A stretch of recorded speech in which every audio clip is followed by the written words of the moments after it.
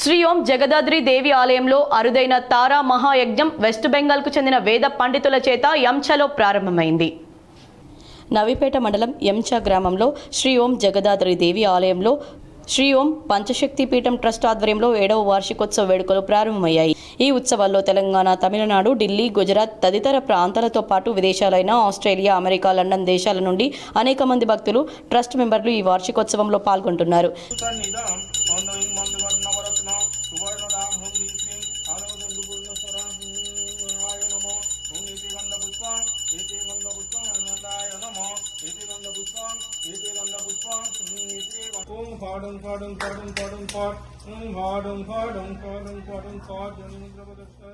శ్రీ శ్రీ శ్రీ శ్రీ ఓం స్వర్ణకుమల లక్ష్మీ అమ్మ ఆదేశాల మేరకు శ్రీ ఓం పంచశక్తి పీఠాధిపతి శ్రీ ఓం జ్ఞానశక్తి ఏంద్ర స్వామీజీ ఆధ్వర్యంలో 7వ వార్షికోత్సవం ప్రారంభమైంది.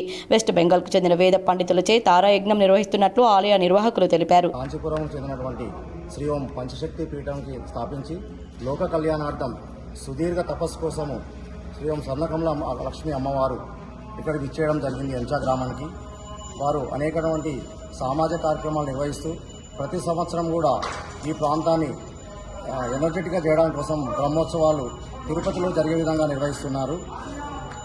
ఈ కార్యక్రమంలో భాగంగా 17వ తారీఖు నుంచి ఈ కార్యక్రమం మొదలవుతుంది. 17వ తారీఖు నాడు మరియు 18వ తారీఖు నాడు ఈ నెల తారాదేవి దశమహావిద్యల్లో ప్రధానమైన 2వ దేవత దశమహావిద్యలో తారాదేవి వారి యజ్ఞము ఈ భారతదేశంలోనే తారాపీఠమైన పశ్చిమ బెంగాల్ కలకత్తా నుంచి వారి అర్చకులు తీసుకొచ్చి అంగరంగ వైభవంగా నిర్వహించడం జరుగుతుంది. అదేవిధంగా మరొక ప్రధానమైన కార్యక్రమము ఈ నెల 22 మరియు 23 తేదీల్లో అష్టచండీ ప్రతిష్ట మరియు పంచగురు ప్రతిష్టలో భాగంగా మహాచండీ యాగాన్ని అంగరంగ వైభవంగా ఈ ప్రాంతంలో నిర్వహించి తను పుట్టిన నాటి నుండి ఈ అమ్మవారి భక్తుడిగా మారిపోయానని అమెరికాకు చెందిన మరో భక్తుడు తన అనుభవాలను తెలిపారు.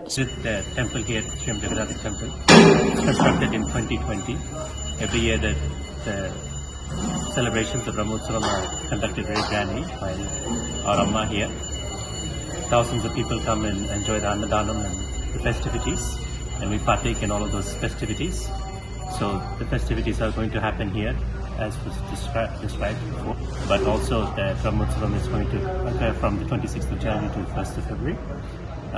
So please do partake in that. One thing about this particular temple that you should know is that when you walk through these gates, ఈ నెల 17 నుండి మొదలైన వార్షికోత్సవ వేడుకలు 31వ తేదీ వరకు జరుగుతాయని, అధిక సంఖ్యలో భక్తులు పాల్గొని విజయవంతం చేసి అమ్మవారి కృపకు పాత్రులు కావాలని మరో ట్రస్ట్ సభ్యులు తెలిపారు. 2003లో ఎంచా గ్రామంకి వచ్చాము. యాక్చువల్లీ బాసర్ వచ్చాము. బాసర్ అమ్మ పుష్కరాలకు ముందు ప్రతి సంవత్సరం చాతుర్మాస వ్రతంకి వెళ్తారు. అలాగే నదీ తీరంలో వెళ్ళినప్పుడు బాసరా వచ్చాము. బాసరా ఎక్కడ ఉంది కూడా మాకు తెలియదు, మ్యాప్లో చూసుకుని వచ్చామన్నట్టు. అలాగ వచ్చినప్పుడు ఇక్కడ విఠలేశ్వర గుడి ఉందని చెప్పారు. అప్పుడే అమ్మ సమాధి వరకు స్థలం వెతుకుతున్నారన్నమాట. అప్పుడు అమ్మవారి ఆజ్ఞ ఏంటంటే వెంకటేశ్వర స్వామి గుడి ఉండాలి, జీవనది ఉండాలని చెప్పారు.